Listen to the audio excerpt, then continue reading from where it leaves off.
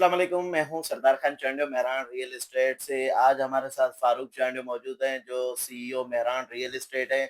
आज हम फारूक भाई से एक बात पूछेंगे, अगर हम बैरिया टाउन कराची में कोई प्रॉपर्टी परचेज़ करना चाह रहे हैं, उसका तरीक़ेकार क्या है? किस तरह से हमारे नाम पे होगा? किस तरह से पेमेंट शेड्यूल होता है? आज इस वीडियो में हमें फारूक भाई सारी डिटेल के साथ बताएँगे। फारूक भाई क्या हाल है? अल्हम्दुलिल्लाह सरदार साहब, आप बताएँ ठीक हैं? अल्हम्दुलिल्लाह, ईद मुबारक हो आपको। आपको भी गुज़िश्ता ईद मुबारक हो। जज़ाकल्लाह, थैंक यू। फारूक भाई, आज हम आपसे एक चीज़ ये डिस्कस करेंगे कि बहरिया टाउन कराची में काफ़ी हमारे जो क्लाइंट्स हैं, वो ये सवाल होता है कि यार हम प्रॉपर्टी परचेज़ तो करें, उसका तरीक़ेकार क्या होगा? किस तरह से हमारी पेमेंट का शेड्यूल होता है? किस तरह से हमारे नाम पे फ़ाइल होती है? काइंडली ये आप हमें बता दें। बिल्कुल सरदार साहब, काफ़ी सारे क्लाइंट्स सवाल करते हैं और आपने भी किया है, ये बहुत अच्छी बात है। देखें, बहरिया टाउन कराची में प्रॉपर्टी खरीदना बहुत ही ज़्यादा आसान काम है।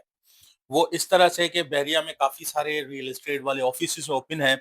आप किसी भी ट्रस्टेड बंदे के साथ तावन करें, कॉन्टैक्ट करें और उसके थ्रू आप प्रॉपर्टी खरीद सकते हैं। अब उसके लिए आपको क्या करना होगा कि आप किसी इसी स्टेट वाले से, ऐसे बंदे से ताल्लुक करें, राब्ता करें जो कि ट्रस्टेड हो बहरिया का, ठीक है? एक तो ट्रस्टेड हो और दूसरा आप उससे बोलें कि भई मुझे यहाँ-यहाँ चीज़ चाहिए, तो वो आपको प्रॉपर्टी निकाल के दे देगा। अच्छा, अगला आपका सवाल होगा ज़ाहिर-सी बात है वेरिफ़िकेशन के हवाले से। उसके लिए ये है कि देखिए, अगर आप किसी अच्छे बंदे के साथ आपका ताल्लुक है, कॉन्टैक्ट है प्रॉपर्टी डीलर से, तो प्रॉपर्टी की जो वेरिफ़िकेशन है वो उसके ज़िम्मे होती है, ठीक है? वो सारी चीज़ें उसके ज़िम्मे होती है, वो आपको प्रॉपर्टी जब आपके नाम पे ट्रांसफ़र करेगा वो आपके उसके ज़िम्मे होगी सारी चीज़ें। अच्छा, पेमेंट शेड्यूल क्या होता है? किस तरह से अगर बाय कोई हमारा क्लाइंट परचेज़ करता है, तो वो पेमेंट कैसे दे, किस तरीके से दे? काइंडली ये भी हमें आप बता दें। देखें, ये सेलर की मर्ज़ी के हिसाब से होता है, ठीक है? काफ़ी हद तक परचेज़र की भी मर्ज़ी चलती है। अब बहरिया में जो नॉर्मल पेमेंट टाइम है, वो 15 से 20 दिन का पेमेंट टाइम है, ठीक है? और बायर आता है, वो कहता है कि जी मुझे 2 महीने का पेमेंट टाइम चाहिए, महीने का टाइम चाहिए, तो वो मुश्किल होता है ज़्यादातर। हुँ। बाकी 15 से 20 दिन का पेमेंट टाइम होता है। अच्छा, पेमेंट देने का तरीका क्या है? देखिए, आप 10% टोकन करते हैं। अच्छा, पहले हमें 10% टोकन करना है। जी, पहले आपको 10% टोकन करना होगा। आपको कोई भी प्रॉपर्टी समझ आई है, आप उसका 10% टोकन करेंगे। उसके बाद आप का अच्छा, ये माज़रत चाहता हूँ, ये जो हम आपको 10% अगर हमारा कोई क्लाइंट कोई चीज़ परचेज़ करे और वो 10% टोकन देता है, तो उसकी वो क्या चीज़ कन्फर्म हो जाती है? जी, देखिए, 10% प्रॉपर टोकन के भी 2 है हाँ। तरीके का। एक तो आपसे प्रॉपर्टी डीलर कहता है कि जी कन्फर्म है ये, ठीक है? आपको रिसीविंग बना के देता है कि भाई ये कन्फर्म है डील, तो आपकी वो कन्फर्म होती है। अच्छा, दूसरा होता है कि आपको परचेज़र जो लाख रुपए अभी आप दे दें, ताकि जो मैं कंडीशनल टोकन हाँ, होता है। कंडीशनल टोकन दे दें ताकि मैं अपनी सेलर से बात कर सकूँ।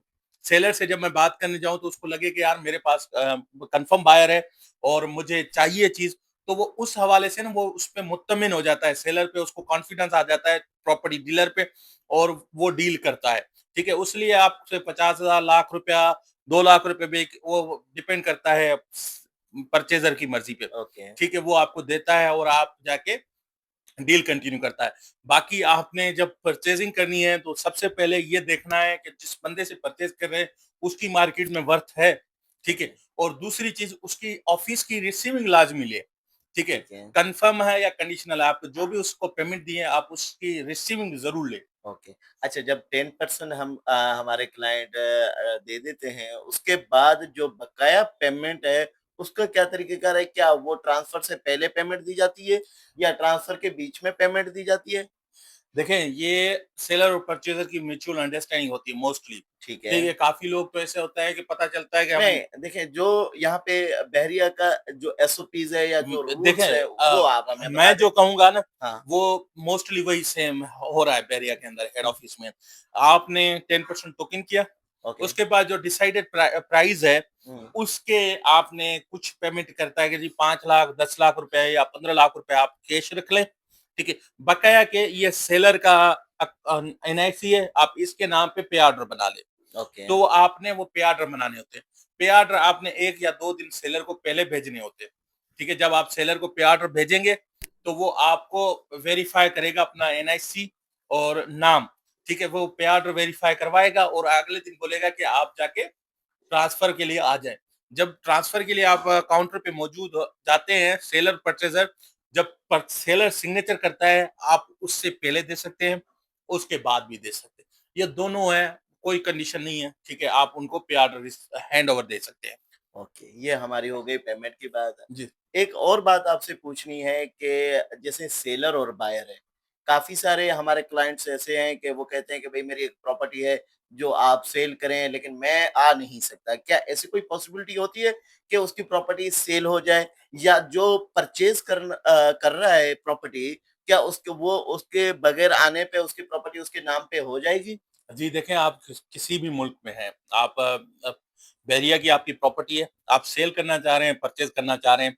अगर सेल करना चाह रहे हैं सेलर के लिए, आपकी प्रॉपर्टी सेल हो जाएगी, आप किसी भी मुल्क में हैं। आप के नाम पे आप अटॉर्नी भेजते हैं, ठीक है? पावर ऑफ अटॉर्नी एम्बेसी के थ्रू भेजते हैं। आपका ब्रदर है, आपका कज़न है, रिश्तेदार है, रिलेटिव है, आप उसके नाम पे भेजते हैं अटॉर्नी, पावर ऑफ अटॉर्नी या इवन हम क्लाइंट तो मेरे नाम पे भी भेजी है 1-2 क्लाइंटों ने, ओके, ठीक है? वो उसकी अमानत होती है और वो बहरिया वाले उसकी मर्ज़ी से अप्रूव करते हैं और ट्रांसफ़र भी होता है, ठीक है? पावर ऑफ अटॉर्नी आप भेजते हैं, ठीक है? आपकी प्रॉपर्टी दूसरे के नाम पे सेल हो जाती है, ठीक है? अब परचेज़र का ये है कि परचेज़र का तो बहरिया में बिल्कुल आसान प्रोसेस है। एक अथॉरिटी मिलती है हेड ऑफिस में ही, वहीं पे अथॉरिटी मिलती है, आपने अथॉरिटी फिल करके देनी होती है, किसी भी प्रॉपर्टी डीलर को। फॉर एग्ज़ाम्पल अभी मैंने अली ब्लॉक का एक विला बेचा था, वो क्लाइंट इस्लामाबाद थे, ठीक है?